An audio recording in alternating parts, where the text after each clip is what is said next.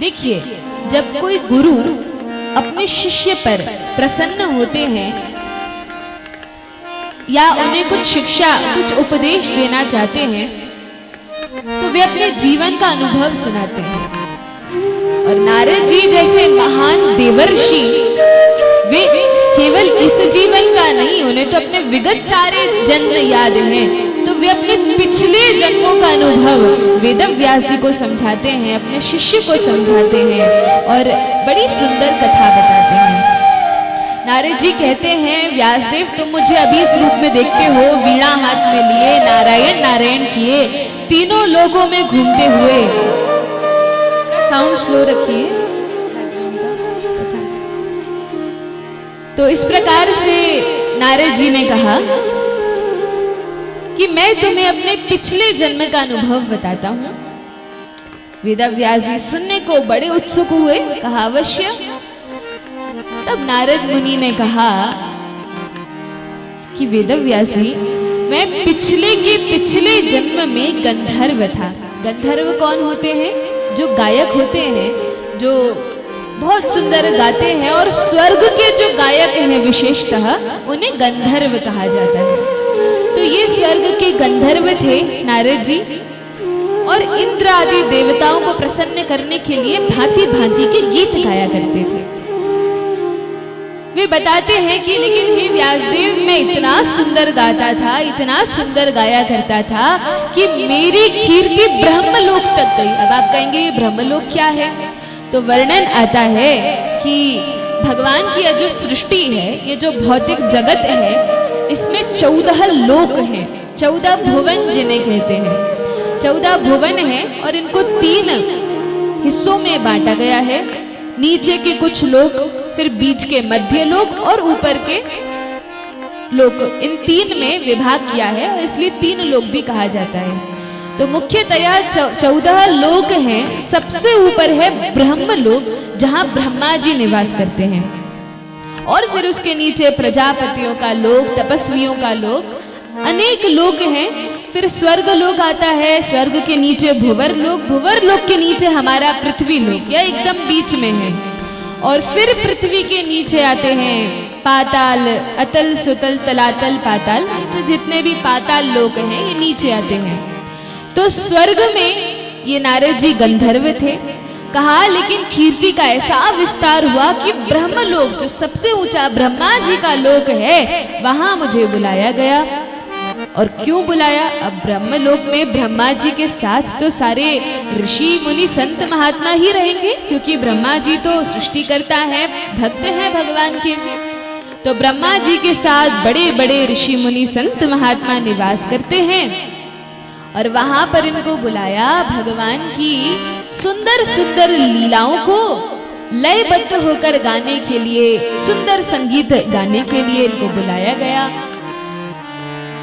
अब स्वर्ग से ये ब्रह्मलोक में जाते तो हैं और वहां भगवान की महिमा का गान भी करते हैं, लेकिन भगवान की कथा सुनाते सुनाते, भगवान की महिमा का गान करते करते नारद जी गंधर्व के रूप में देखते हैं कि ब्रह्मलोक में जो अप्सराएं हैं वे बड़ी सुंदर हैं, और ध्यान भटक जाता है, वहां अप्सराओं को देखकर मोहित हो जाते हैं और भगवान की महिमा का गान छोड़कर उन अप्सराओं की सुंदरता का वर्णन करने लगते हैं। जैसे ही सभी ऋषि मुनि संत महात्मा ने देखा कि इस प्रकार से यह गंधर्व अप्सराओं की महिमा गा रहा है, भगवान की महिमा को छोड़कर तुरंत श्राप दे दिया। क्या? कि तुम ब्रह्मलोक में रहने के लायक नहीं हो, तुम तो स्वर्ग में भी रहने के लायक नहीं हो, जाओ जाकर मृत्यु लोक में दासी पुत्र हो जाओ, दासी के घर जन्म लो, क्योंकि तुम्हारे हृदय में बहुत विकार है। और तब नारद जी ने कहा, मैं डर गया, मेरे आंख से अश्रुधार बहने लगी।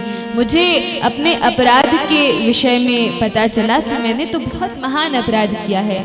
मैं चुप नहीं रहा, मैं चरणों में गिर गया और मैंने अनुनय विनय की कि हे महात्माओं, हे संतों, आप तो बड़े दयालु हैं, कृपालु हैं, संत सरल चित्त जगत हित, संत का जो चित्त है वह तो बड़ा सरल होता है, मुझे क्षमा कर दीजिए, भूल हो गई, आगे से कभी ऐसा नहीं करूंगा। संतों ने कहा एक बार श्राप दिया है, वापस तो हो नहीं सकता, अब तुम्हें दासी पुत्र तो बनना पड़ेगा, लेकिन हम यह वरदान देते हैं, क्योंकि तुम रोकर क्षमा मांग रहे हो, हम वरदान देते हैं कि जब तुम दासी पुत्र के रूप में पृथ्वी पर जन्म लोगे तो तुम्हें भगवान के महान भक्त संतों का दर्शन होगा, और केवल दर्शन नहीं, उनके मुख से भगवान की कथा का रसास्वादन करने का अवसर प्राप्त होगा।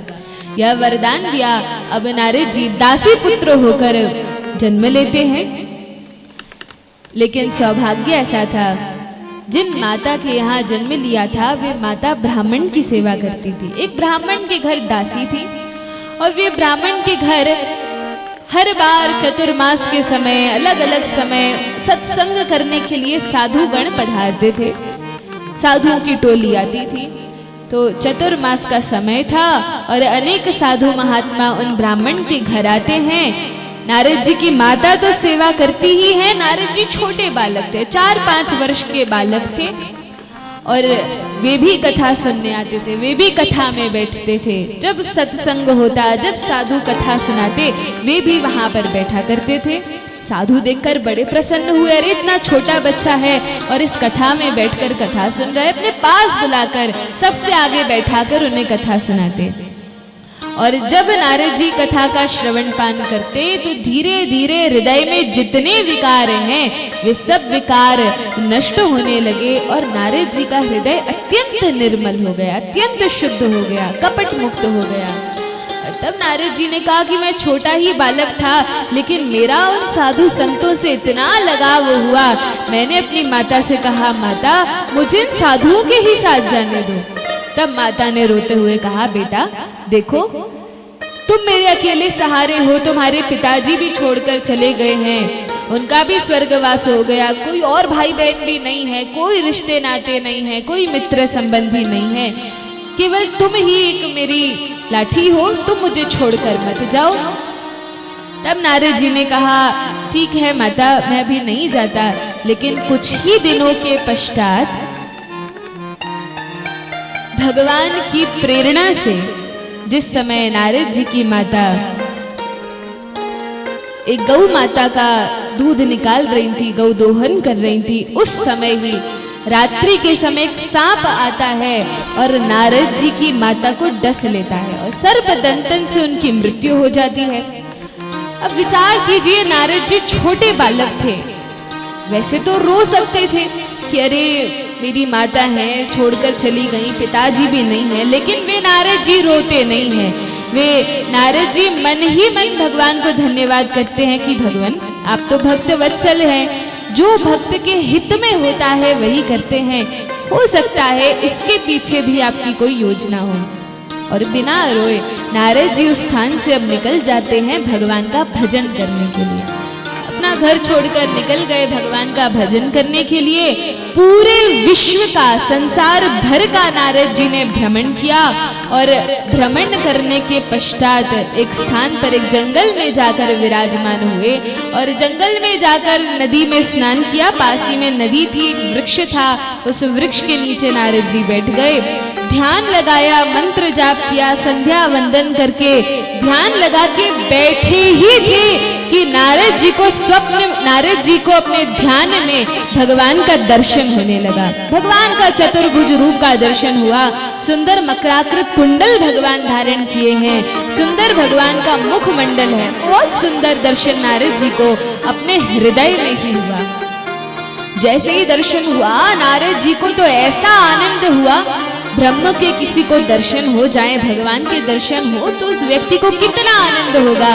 नारद जी तो आनंद विभोर हो गए, ध्यान में मग्न हो गए, लेकिन जैसे ही ध्यान लगा के बैठे थे तो बड़ा आनंद हुआ, उठकर खड़े हो गए, नाचने लगे, चिल्लाने लगे, भगवान का नाम स्मरण करने लगे। लेकिन कुछ ही क्षणों पश्चात वह जो सुंदर दर्शन हो रहे थे वे बंद हो गए। अब जैसे ही दर्शन बंद हुए तो नारद जी खिलबला कर उठे और कहा, भगवान अब कहाँ हो? इतने सुंदर दर्शन हो रहे थे, कहाँ आपकी वह छवि विलुप्त हो गई है? भगवान मुझे और दर्शन करना है, अभी तो ठीक से आपको देखा भी नहीं है। जब नारद जी रोने लगे, बार बार अनुनय विनय की, बार बार स्नान किया, फिर ध्यान लगाया, फिर मंत्र जाप किया, फिर संध्या वंदन करके बैठे, लेकिन अब इस बार नारद जी को दर्शन नहीं हुए। जब नारद जी बहुत थक गए तब आकाशवाणी हुई। भगवान आकाशवाणी करते हुए कहते हैं, बड़ी गंभीर स्वर में, गंभीर वाणी में भगवान ने कहा, हे नारद, अब इस जन्म में तुम्हें मेरा दर्शन नहीं होगा। नारद जी ने कहा, क्यों भगवान, ऐसा क्यों? भगवान ने कहा, देखो नारद, अभी तुम कच्चे हो, तुम में इतनी परिपक्वता नहीं आई है कि तुम्हें मेरा साक्षात्कार हो, मेरा दर्शन हो। नारद जी ने विचार किया, लेकिन अभी तो भगवान ने दर्शन दिया। तब भगवान ने कहा, अभी तो मैंने इसलिए दर्शन नहीं दिया कि तुम्हारी साधना परिपक्व हो गई है नारद, मैंने इसलिए दर्शन दिया ताकि तुम्हारे हृदय में मुझे प्राप्त करने की अभिलाषा और अधिक बढ़ जाए, उत्सुकता और अधिक बढ़ जाए। अब ठीक से भजन करो, तुम्हारे हृदय में अभी कुछ कच्चापन है। क्यों है? क्योंकि तुम मुझे ढूंढ रहे हो जंगल में, जो कि सतोगुण का स्थान है। लेकिन प्रिय पुत्र, मैं तो सतोगुण, रजोगुण, तमोगुण, तीनों गुणों से ऊपर हूँ। मुझे तुम सोचो कि जंगल में आके ध्यान करूंगा और मैं मिल जाऊंगा, तो यह संभव नहीं है। भगवान फिर आपको कहाँ ढूंढे? तब कहा, मैं तो तुम्हारे हृदय में ही हूँ, और जो मंदिर है वे भगवान की ही घर है, तो भगवान को किसी जंगल में जाकर नहीं ढूंढना। लेकिन वैसे तो भगवान कण कण में व्याप्त हैं। फिर कहा कि मंदिर ही क्यों जाएं? भगवान जब कण कण में व्याप्त हैं तो मंदिर जाने की आवश्यकता क्या है? तो एक भक्त ने कहा, जिस प्रकार पानी है, मान लीजिए आपको बहुत जोर से प्यास लगी है, आप ढूंढ रहे हैं पानी कहाँ है, पानी कहाँ है। मैं कहूँ पानी कहाँ है? पानी तो हर जगह है, हवा में भी पानी है, H2O कहते हैं ऑक्सीजन को, पानी को। तो पूरे वायुमंडल में जहाँ कहीं भी वायु है वहां पे पानी भी है। तो पानी तो सर्वत्र है, लेकिन यदि हमें प्यास लगे तो एक गिलास में जब तक कोई भरकर न दे और हम उसको पिए नहीं, तब तक प्यास बुझती नहीं है। इसी प्रकार से भगवान तो सर्वत्र हैं, हरि व्यापक सर्वत्र समाना, लेकिन प्रेम ते प्रकट हो ही मैं जाना। तो हरि तो सब स्थान पर समान रूप से व्याप्त हैं, लेकिन जब भक्त प्रेम करते हैं, प्रेम पूर्वक उनके नाम का उच्चारण करते हैं, तब भगवान प्रकट होते हैं।